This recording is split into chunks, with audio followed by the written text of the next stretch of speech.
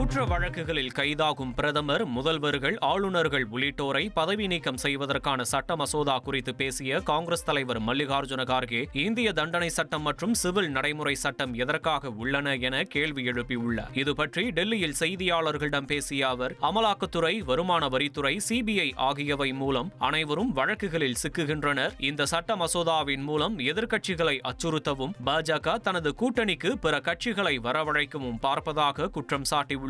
ஏற்கனவே 75 ஆண்டுகளாக உள்ள சட்டங்கள் பயனற்றவையா எனவும் மல்லிகார்ஜுன கார்கே கேள்வி எழுப்பியுள்ளார். இந்த சட்ட மசோதாவை நடக்கவுள்ள துணை குடியரசுத் தலைவர் தேர்தலிலும் பயன்படுத்த உள்ளதாகவும் அவர் கூறினார்.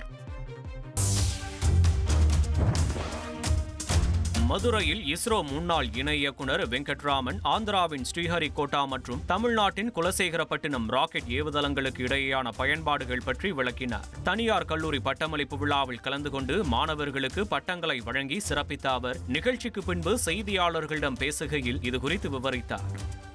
குலசேகரப்பட்டினம் மாதிரி ஒரு இடத்துல போகும்போது 2 அட்வான்டேஜ் இருக்கு. குலசேகரப்பட்டினத்தில் தெற்கு நோக்கி செல்லக்கூடிய போலார் ஆர்பிட்ஸ்ல ஸ்ரீஹரிகோட்டாவிலிருந்து போனோம்னா அது ஸ்ரீலங்கா போன்ற நாடுகளுடைய மேலே பறக்க வேண்டியது.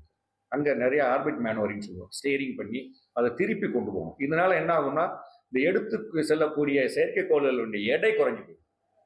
உதாரணத்துக்கு குலசேகரப்பட்டினத்துலேருந்து 500 கிலோ செயற்கைக்கோள் நம்மளால் லான்ச் பண்ண முடியுமா? ஸ்ரீஹரிகோட்டாவிலேருந்து 350 கிலோ தான் நம்மளால் அனுப்ப முடியும். காரணம் என்னன்னா, அந்த ஸ்டேரிங்கில் நிறைய எனர்ஜி லாஸ் ஆகுது. இந்த 2 காரணங்களுக்காகவும் தெற்கு பகுதியில் நம்ம ஒரு செயற்கைக்கோள் செலுத்தக்கூடிய லான்ச் பேடு உருவாக்கணும்னு சொன்னால் குலசேகரப்பட்டினத்தில் இந்த ப்ராஜெக்ட் தொடங்கப்பட்டிருக்கு. உங்கள் தந்திவன் தொலைக்காட்சியில் திருவாய் மலர்வாய் திங்கள்தோறும் இரவு 8 மணிக்கு காணத் தவறாதீர்கள்.